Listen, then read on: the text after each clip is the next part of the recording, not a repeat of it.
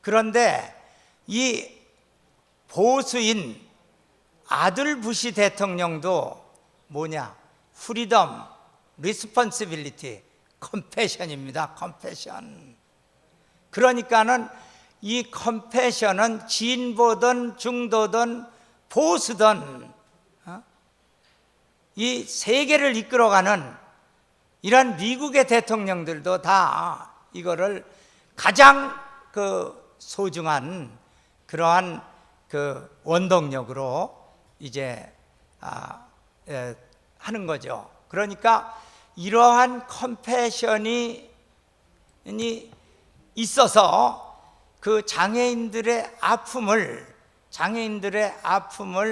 정확히 이거다 하고 이제 함께하는 마음, 그게 있을 때 그 연구가 이제 성공을 하게 되는 거죠.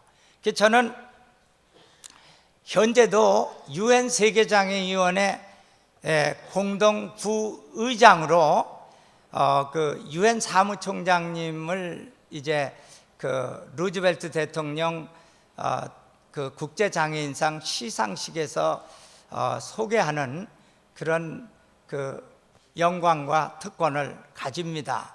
그러니까 지금은 반기문 총장님을 제가 이제 소개를 하는 그런 특권을 갖죠. 그런데 반기문 총장님을 뭐라고 소개를 할까? 제가 뭐라고? 반기문 총장님이 서울대학을 나오시고 뭐 하버드에서 석사를 하시고 외교관으로 이렇게 이런 거 이례적인 소개해야 아무런 좋은 반응을 자아낼 수가 없는 거죠. 그래서 제가 루즈벨트 세티아난 총독이 이 상을 수상하시는 날 반기문 총장님 소개할 때 이제 반기문 총장님을 이렇게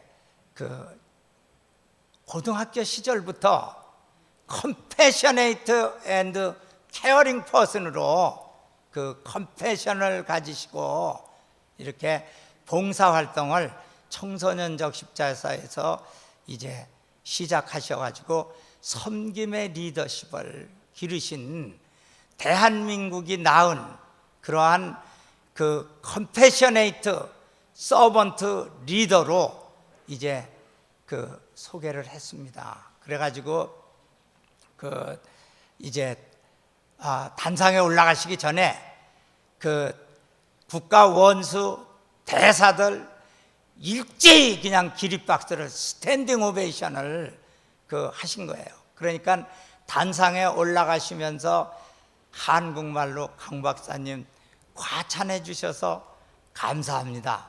그리고 단상에 또 이제 올라가셔가지고는 첫마디를 제가 UN 사무총장이 되어 있지만 대통령 보좌관으로 대통령을 모시고 있을 때 강 박사님은 장애인과 비장애인들이 통합돼서 더불어 함께 사는 아름다운 꿈을 내가 모시는 대통령과 소통할 수 있는 그 자신 위대하신 섬김의 지도자이십니다.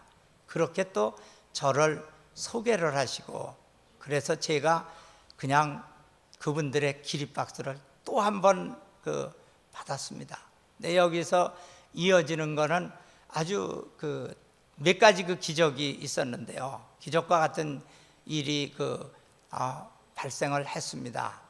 첫째는 루즈벨트 대통령의 이제 손자가 이제 이 반기문 총장님의 연설이 끝난 다음에 그 다음에 이제 상을 주시기 위해서 나왔습니다. 나와가지고 첫 마디가 뭐라고 그러시냐면 오늘 이 강 박사님의 compassionate servant leadership 이거에 굉장히 감명을 받았다. 그러면서 내가 다른 데서는 주저하고 별로 얘기를 안 했는데 우리도 그 다운 증후군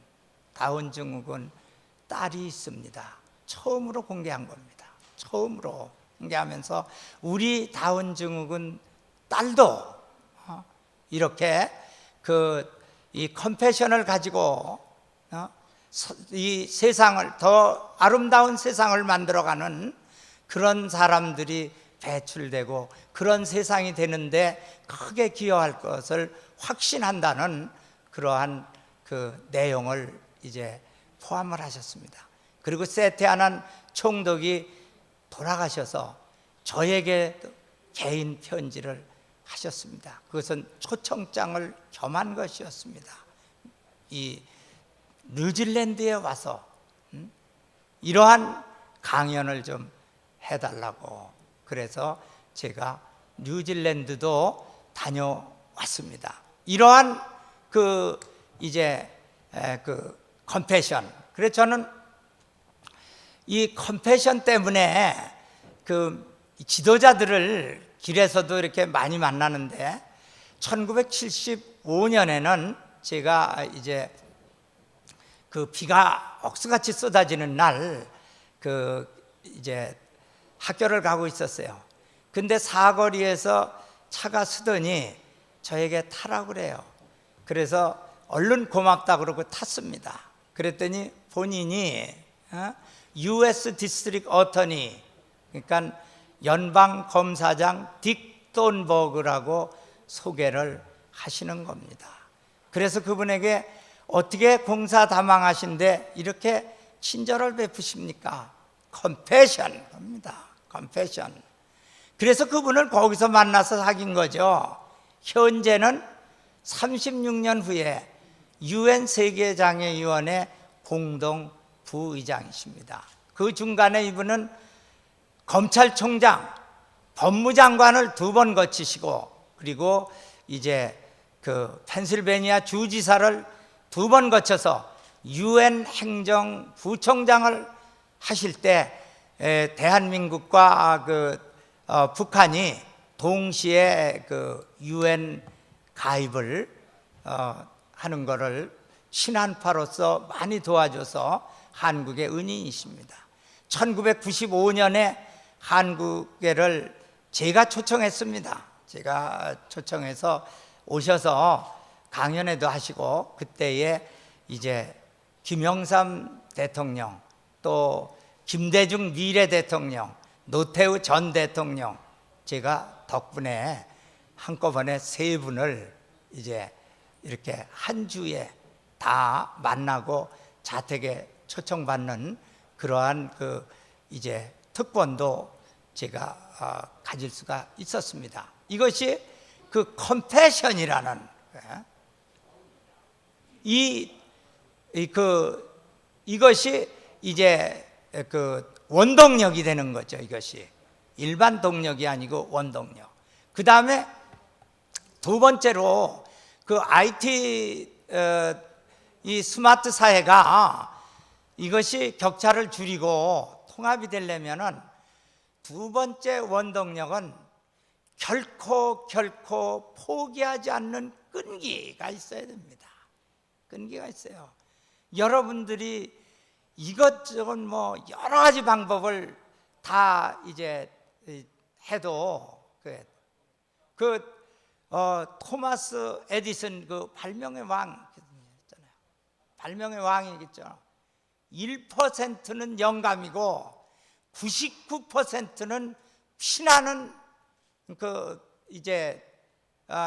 피땀 나는 노력이다. 1% 이제 인스퍼레이션, 99% 이제 퍼스퍼레이션 있잖아요.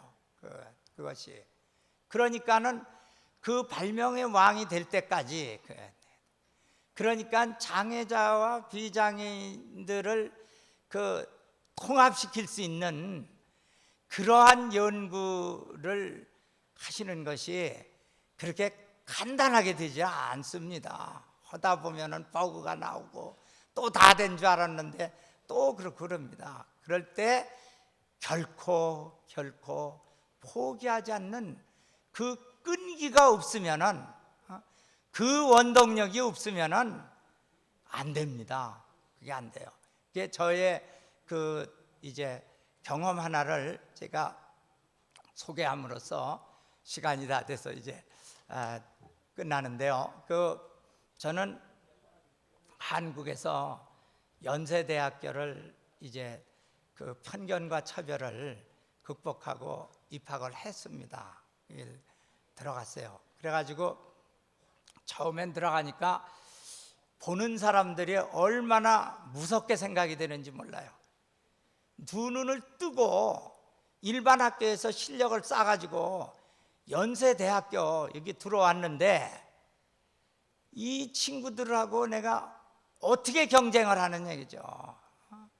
그러니까 경쟁을 하려고 생각을 하니까 두렵게만 생각이 되는 거예요. 영영 두렵게만. 그래서 비교 경쟁하는 상대평가적인 생각을 바꿨어요. 나는 경쟁을 안 하겠다. 내가 정해놓은 목표는 오래 일을 받는 거다. 오래 일을 받는 거예요. 그 목표를 정해놓고 목표를 향해서만 간 겁니다. 그러니까 여러분들도 어떠한 거를 발명하려고 하면은 그것만을 향해 가는 거예요. 그것만을 향해서 가는 거예요.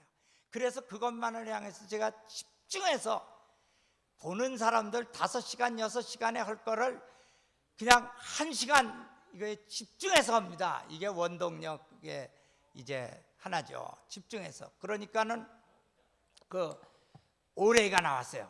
첫 학기에. 그러니까 두 번째 학교 올해 받기는 쉽죠. 두 번째 학교 올해 받아. 그래서 이제 다음 목표로 도전을 하는 거예요. 나도 동아리 활동을 좀 해야겠다.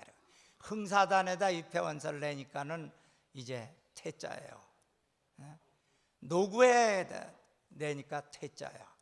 기독학생회에다가 내니까 이 학생들이 우리는 봉사하는 동아리인데 어떻게 이 맹인이 봉사를 받아야지 봉사를 하느냐. 그러고는 안 받아줘요. 거기도. 여러분 어떡합니까? 이런 때 저는 포기할 수 없었습니다. 포기할 수 없었어요. 너희들이 안 받아주면은 내가 내 동아리를 만들면 되지 않느냐. 그래가지고 시각장애인으로가 제일 어려운 게 독서와 여행입니다. 독서와 여행이에요. 그런데 저는 독서와 여행이 저의 취미입니다. 저의 취미예요. 그래서 그때도 독서 동아리 연세자유교양회를 제가 창립한 겁니다. 창립했어요.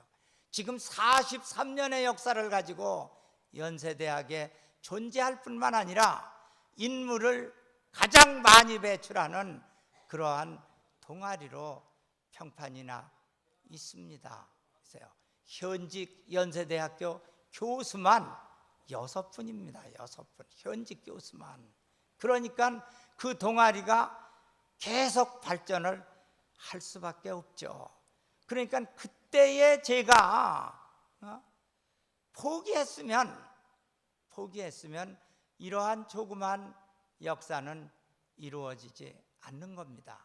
제가 결코 포기하지 않는 그 끈기가 있었기 때문에 이제 이러한 조그만 역사가 이루어진 겁니다.